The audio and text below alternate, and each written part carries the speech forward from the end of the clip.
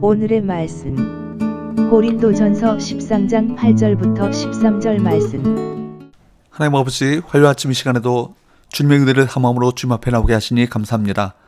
이 시간에도 우리 모두에게 말씀을 통해 하나님의 음성을 들려주옵소서. 예수님의 이름으로 기도합나이다. 아멘. 할렐루야. 성교 성도 여러분, 오늘 하루도 하나님의 은혜와 평강이 여러분 삶 가운데 넘쳐나게 축복합니다. 오늘 우리에게 주시는 하나님의 말씀은 고린도전서 13장 8절에서 13절까지의 말씀입니다. 이제 바울은 오늘 본문에서 사랑의 영속성에 대해 언급합니다. 그는 특히 세 가지 은사를 거론하며 이것들이 결국 사라져버리게 될 것을 예고합니다. 8절, 사랑은 언제까지나 떨어지지 아니하되 예언도 패하고 방언도 그치고 지식도 패하리라. 예언, 방언, 지식 이 세 가지는 고린도 교회에 매우 두드러지게 나타났던 은사입니다. 이 세 가지 은사는 교회에서 긍정적 역할도 많이 했지만 인간의 자랑과 결합되어 성도들을 무질서와 혼돈 그리고 파벌 분쟁으로 내몰기도 했던 요소들인 것입니다. 하지만 당시 교회에 그토록 중요한 역할을 했던 예언, 방언, 지식도 모두 한시적인 것들입니다. 그것들은 모두 예수님이 재림 때 없어질 것들이죠. 천상에서는, 하나님의 나라에서는 더 이상 필요하지 않기 때문입니다. 그래서 10절에서 온전한 것, 즉 예수님의 재림으로 이루어질 완성된 하나님 나라에서는 그 모든 것이 패하게 될 것이라고 말씀합니다. 그러나 사랑은 영원히 남아있을 것입니다. 바울은 앞절에서 연장선상에서 특히 예언의 한계성과 한실성을 다시 언급합니다. 9절 10절, 우리는 부분적으로 알고 부분적으로 예언하니 온전한 것이 올 때에는 부분적으로 하던 것이 패하리라. 지금 우리가 알고 있는 것은 부분적인 것입니다. 그러나 여러분, 우리 주님께서 오시면 하나님 나라가 완전히 완성되어진다면 천상에서 지식의 은사, 예언의 은사가 무슨 소용이 있겠습니까? 그때는 얼굴과 얼굴을 대하여 보게 될 것이고 모든 것을 환히 보고 알기 때문입니다. 11절, 내가 어렸을 때에는 말하는 것이 어린아이 같고 깨닫는 것이 어린아이 같고 생각하는 것이 어린아이 같다가 장성한 사람이 되어서는 어린아이의 일을 버렸노라.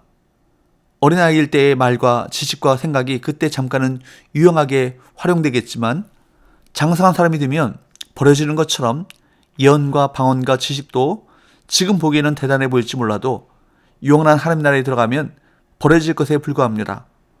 물론 은사들이 당장 유용한 것은 사실이기에 있으면 유익하기는 합니다. 하지만 그것들은 영원한 것이 아니기 때문에 절대적인 가치를 부여해서는 안 될 것입니다.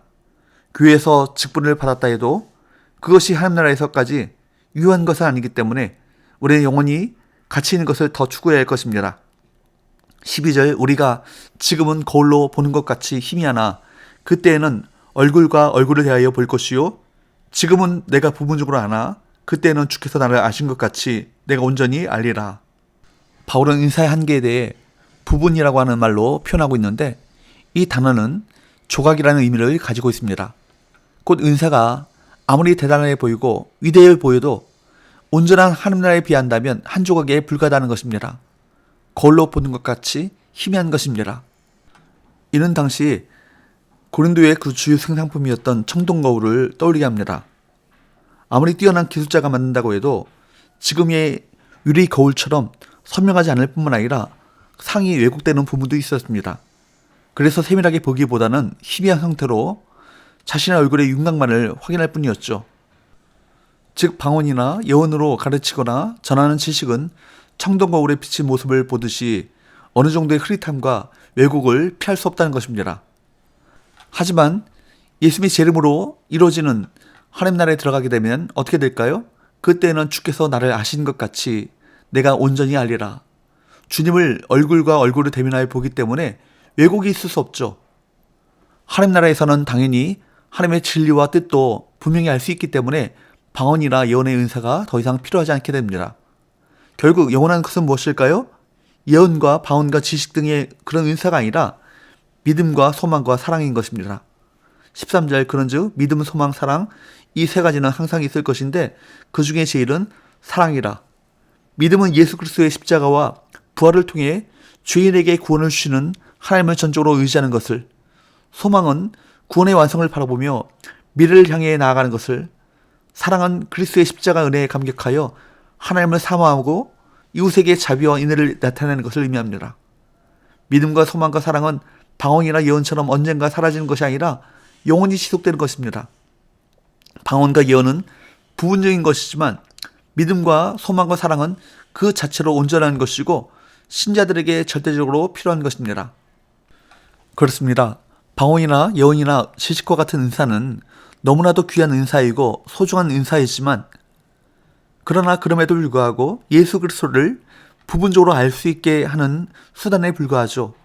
그렇기 때문에 이러한 은사는 완전한 것이 올 때까지만 잠시 동안만 이 세상에서만 유효한 것입니다. 완전한 것이 오게 되면, 즉 종말의 때가 되면 없어지게 될 것입니다. 초자연적인 현상을 일으키는 은사, 말씀을 잘 가르치는 은사, 다른 이들을 잘 섬기는 또 다스리는 은사들, 이런 모든 은사들은 다 좋은 것이지만 형제를 진심으로 사랑하는 것만큼 중요하고 가치 있는 것은 없습니다. 우리 마음의 은사나 직분을 통해 자신을 드러내고 싶어하는 태도가 없는지 반성해보고, 그 무엇보다 형제를 더 뜨겁게 사랑하는데 우리의 관심과 열정을 쏟기를 바랍니다. 우리가 성령의 은사를 구해야겠지만 더 중요한 것은 우리는 매일의 삶에서 주님의 사랑을 구하며 그 사랑을 맛보고 누려야 할 것입니다. 그것을 통해 더 완전하고 충만한 사랑을 갈망하며 소망할 수 있습니다. 믿음, 소망, 사랑 중에서 사랑이 가장 본질적이며 위대합니다. 사랑하는 여러분, 주님의 사랑을 날마다 더 충만하게 누리길 원하십니까? 그렇다면 역설적이지만 먼저 다른 지체를 주님의 마음으로 사랑해야 합니다.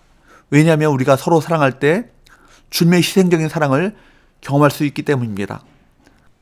세상의 가치관이 교회 안에 들어오면 믿음, 소망, 사랑과 같은 영원한 가치들은 외면당하고 사람들의 주목을 받는 자리에 서기 위한 경쟁이 벌어집니다. 주님이 원하시는, 주님께서 인정하시는 참된 신앙인은 사람들의 주목을 받는 사람이 아니라 전심으로 형제 자매를 사랑하는 삶일 것입니다.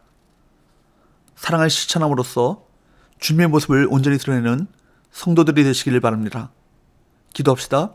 하나님 아버지, 매일의 삶에서 주님의 사랑을 구하며 그 사랑을 맛보고 누리게 하시고, 또 받은 사랑을 다른 지체들에게 베풀고 그 사랑을 실천하여 주님의 그 희생적인 사랑을 더 깊이 체험하게 하여 주옵소서.